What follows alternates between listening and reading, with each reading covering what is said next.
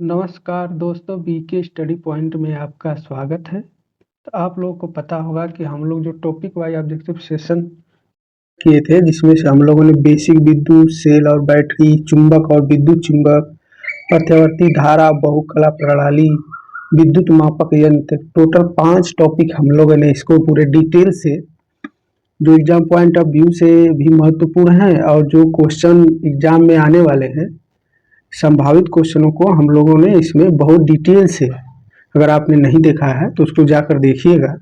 पूरे डिटेल से इसको डिस्कशन किया गया है। तो अब हमारा टॉपिक होने वाला है दिष्ट धारा जनित, जिसको डीसी जनरेटर के नाम से जानते हैं। तो आइए इससे जितने भी महत्वपूर्ण एग्जाम पॉइंट ऑफ व्यू से और संभावित क्वेश्चन आने वाले हैं, इस पर डिटेल से चर्चा करेंगे और अपनी तैयारी को और भी अच्छा बेहतर बनाने की कोशिश करेंगे। तो आइए शुरू करते हैं आज के सेशन को। तो देखिए, आज का सेशन का पहला क्वेश्चन है, निम्न में से जनरेटर किस नियम पर आधारित है? तो किस पर आधारित है? ये फ्लेमिंग के दाएं हाथ का नियम पर आधारित है। फ्लेमिंग के बाएं हाथ मोटर से संबंधित है। इसके बारे में हम लोग मैग्नेट में थंब रूल के बारे में भी पढ़ लिए हैं। स्वप्रेरण का नियम है, ऑटो ट्रांसफार्मर पर लागू होता है। ये सारे आगे जैसे जैसे हम लोग आगे बढ़ेंगे, सब पे पूरी डिटेल से चर्चा करते हुए चलेंगे। तो हमारा आंसर हो जाएगा ए, यानी फ्लेमिंग के दाएं हाथ का नियम। से क्या होता है फ्लेमिंग के दाएं हाथ का नियम?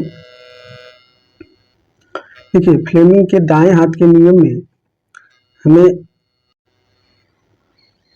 तो दूसरा क्वेश्चन है, जैसे इसके जो फ्लेमिंग के दाएं हाथ का नियम है उसके बारे में एक स्लाइड इसके बाद है, तो उसमें हम लोग चर्चा करेंगे आगे। अभी देखते हैं दूसरा क्वेश्चन, डीसी जनरेटर किस सिद्धांत पर कार्य करता है? तो ये किस पर काम करता है? फैराडे के विद्युत चुंबकीय प्रेरण के सिद्धांत पर। इन दोनों महत्वपूर्ण बिंदु, किस सिद्धांत पर काम करता है और किस नियम पर आधारित, ये दोनों ही महत्वपूर्ण बिंदु हैं। इनको आपको याद ही रखना।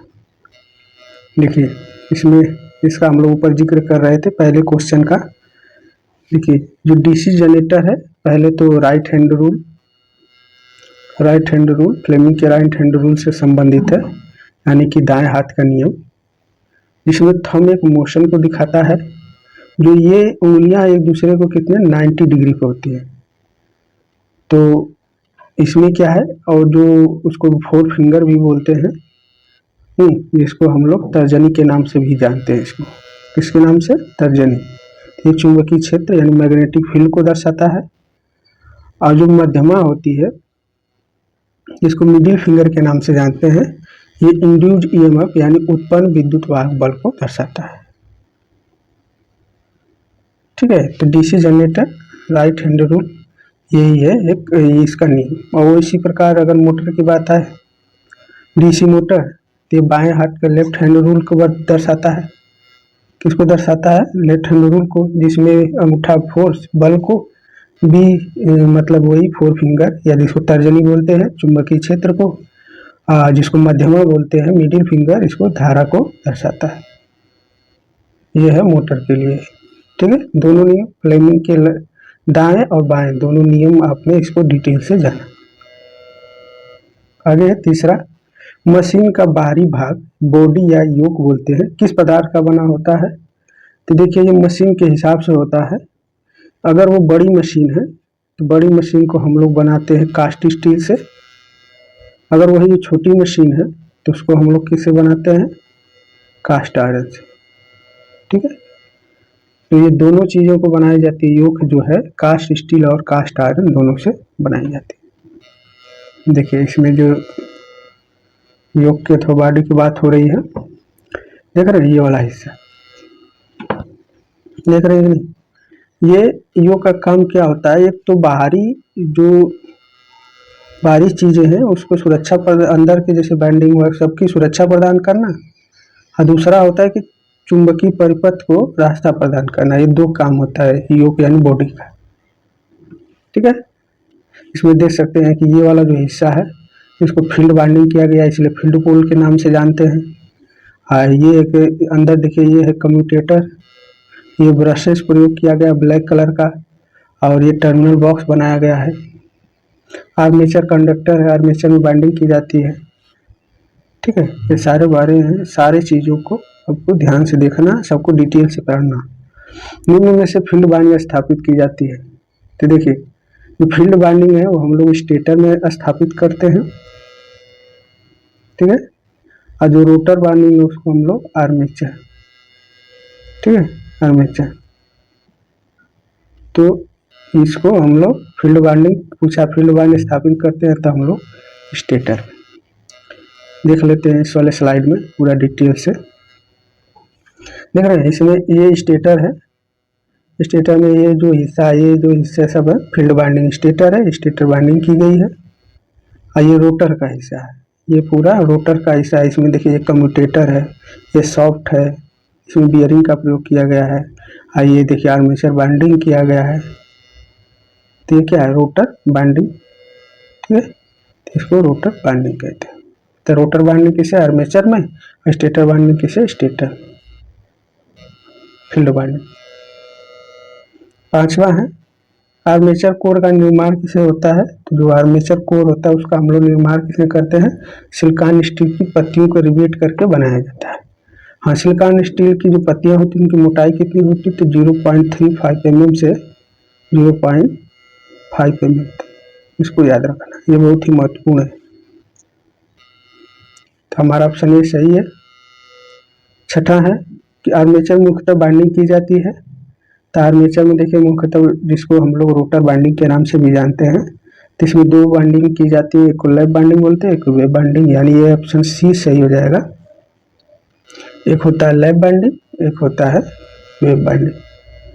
ये हाई करंट के लिए होता है, ये हाई करंट के लिए, ये हाई वोल्टेज के लिए, ये दोनों को ध्यान रखना।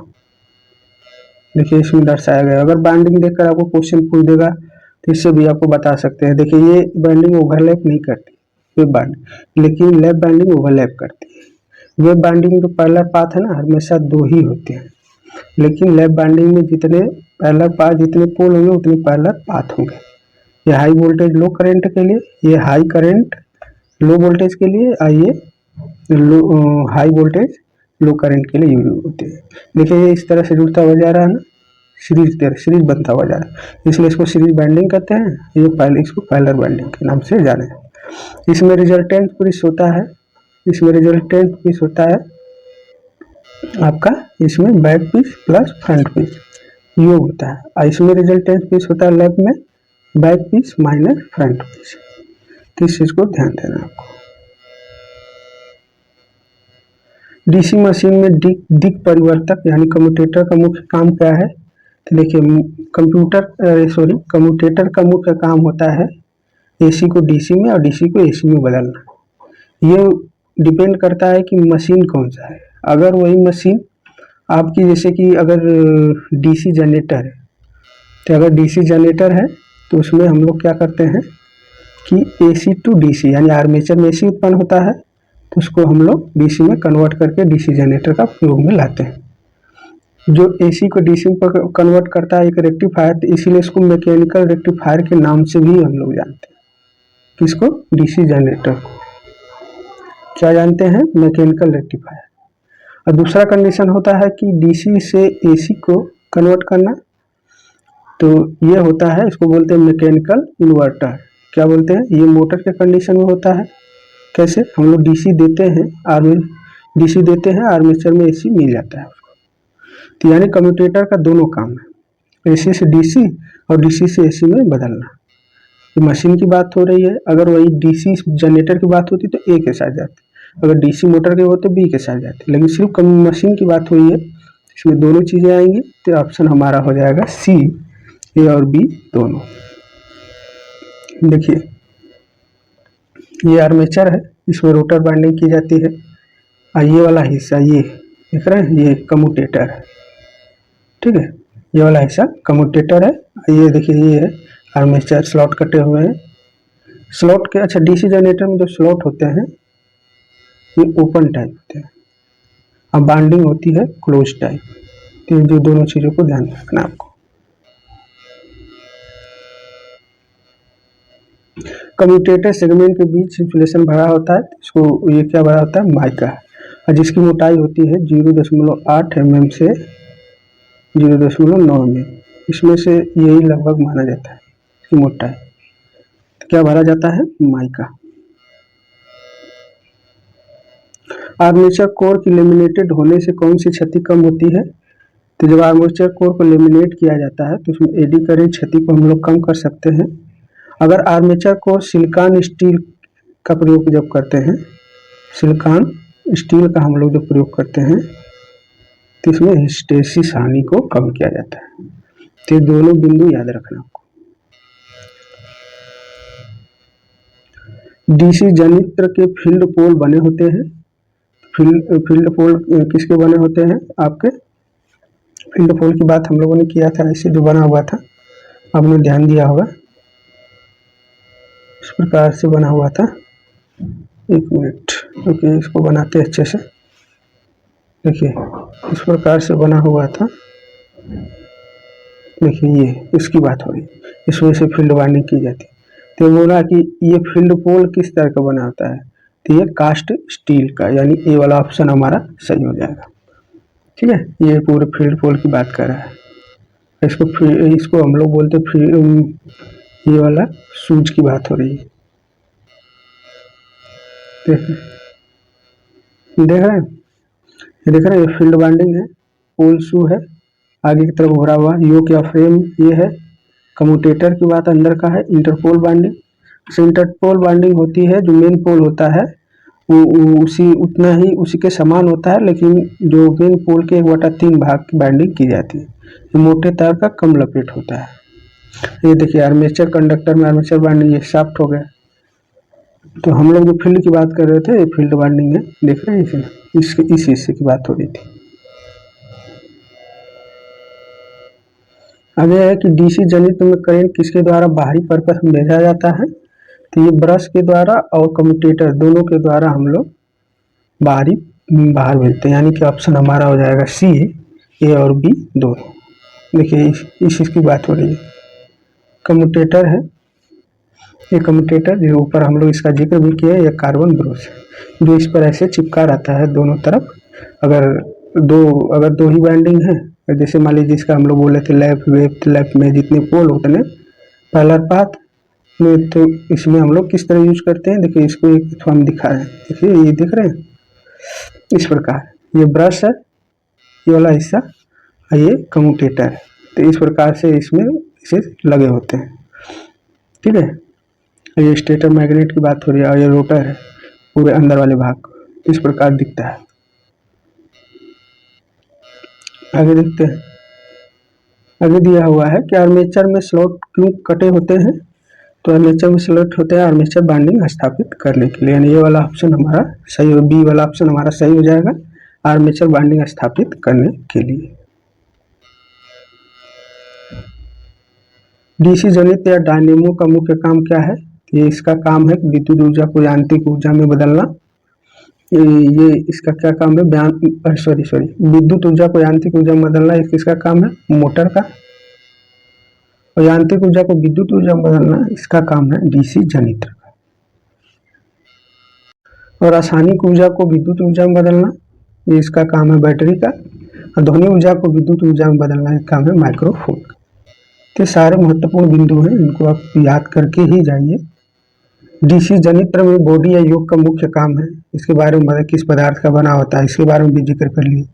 इसका मुख्य काम क्या होता है इसके भी बारे में हमने जिक्र किया। देखिए मशीन की सुरक्षा प्रदान करना और चुंबकीय बल रेखाओं के लिए पथ प्रदान करना, ये दोनों काम इसका होता है। ठीक है, ये तो मशीन की सुरक्षा दे रहा है अंदर से, जितने भी चीज़ें हो। देखिए इसकी बात हो रही है, देख रहे हैं कि नहीं? ये जो होती है चुंबकीय परिपथ का हिस्सा भी होता है, और इसमें जो भी है जैसे आर्मेचर बाइंडिंग है, रोटर बाइंडिंग है, जैसे और फील्ड बाइंडिंग, सबकी सुरक्षा भी प्रदान करता है। इस प्रकार दिखता है। आगे है सिलिकॉन स्टील पत्तियों की मोटाई होती है, जिसका हम लोग ऊपर जिक्र कर चुके हैं, 0.35 mm से 0.5 mm तक। डीसी जनित्र में अधिकतम शक्ति के लिए शर्त है, तो डीसी जनित्र में अधिकतम शक्ति के लिए शर्त क्या है? देखिए Eg बराबर V/2 ये किसके लिए है, ये है मोटर के लिए, ठीक है, ये मोटर के लिए है। एक होता है Eg/2 बराबर V, ये किसके लिए है, आपका जनरेटर के लिए। तो Eg/2 बाई V यानी ए वाला ऑप्शन हमारा सही हो जाएगा। ये DC अधिकतम के लिए आइए दे देगा तो आपका मोटर के लिए। दोनों चीज को ध्यान रखना, दोनों क्वेश्चन दोनों में कंफ्यूजन लोगों को हो जाता है।